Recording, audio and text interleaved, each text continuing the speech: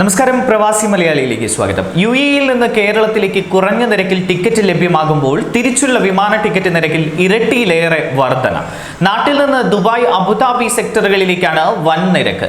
ഷാർജയിലേക്ക് താരതമ്യേന തുക കുറവാണ്. ദുബായിൽ നിന്ന് കൊച്ചിയിലേക്കുള്ള എയർ ഇന്ത്യ എക്സ്പ്രസ് വിമാന ടിക്കറ്റിന് 330 ദിർഹമും, അതായത് 6500 രൂപയും, ഫ്ലൈ ദുബായിക്ക് 370 ദിർഹവുമാണ്, അതായത് 7300 രൂപ ആണ് നിരക്ക്. എന്നാൽ കൊച്ചിയിൽ നിന്ന് ദുബായിലേക്ക് വരണമെങ്കിൽ 11,000 മുതൽ 20,000 വരെ നൽകണം.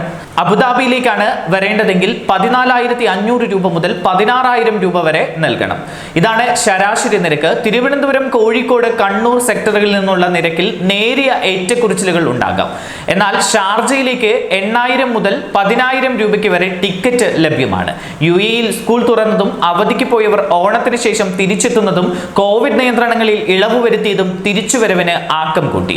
നേരത്തെ കാലാവധിയുള്ള വിസക്കാർക്ക് മാത്രമാണ് അനുമതി നൽകിയിരുന്നതെങ്കിൽ പിന്നീട് തസ്തിക അനുസരിച്ച് കാലാവധി കഴിഞ്ഞ വിസക്കാർക്കും പ്രവേശനാനുമതി നൽകി.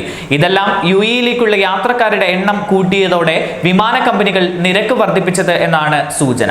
അതേസമയം യുഎഇയിൽ നിന്ന് ഇന്ത്യയിലേക്കുള്ള യാത്രക്കാരുടെ എണ്ണം ഗണ്യമായി കുറഞ്ഞതാണ് നിരക്ക് കുറയ്ക്കാൻ എയർലൈനുകളെ പ്രേരിപ്പിച്ചത്. അതേസമയം റോഡ് മാർഗം അബുദാബിയിലേക്കുള്ള പ്രവേശന മാനദണ്ഡങ്ങളിൽ ഇളവ് വരുത്തിയത് പ്രവാസികൾ അടക്കമുള്ളവർക്ക് ആശ്വാസമായി എന്ന വാർത്ത കൂടി പുറത്തു വരുന്നു. പുതിയ തീരുമാനം അനുസരിച്ച് DPI ലേസർ ടെസ്റ്റോ PCR ടെസ്റ്റോ നടത്തി നെഗറ്റീവ് ആകുന്നവർക്ക് 48 മണിക്കൂറിനകം അതിർത്തി കടക്കാം. നേരത്തെ DPI ടെസ്റ്റിന് പുറമെ PCR ടെസ്റ്റും നിർബന്ധമാക്കിയിരുന്നു. എന്നാൽ ദിവസത്തിലേറെ അബുദാബിയിൽ തുടരുകയാണെങ്കിൽ വീണ്ടും PCR ടെസ്റ്റ് ചെയ്തിരിക്കണം. DPI ലേസർ ടെസ്റ്റിന് 50ഉം PCR ടെസ്റ്റിന് 370 ദിർഹവുമാണ് ഫീസ്. ന്യൂസ് ഡെസ്ക്, പ്രവാസി മലയാളി.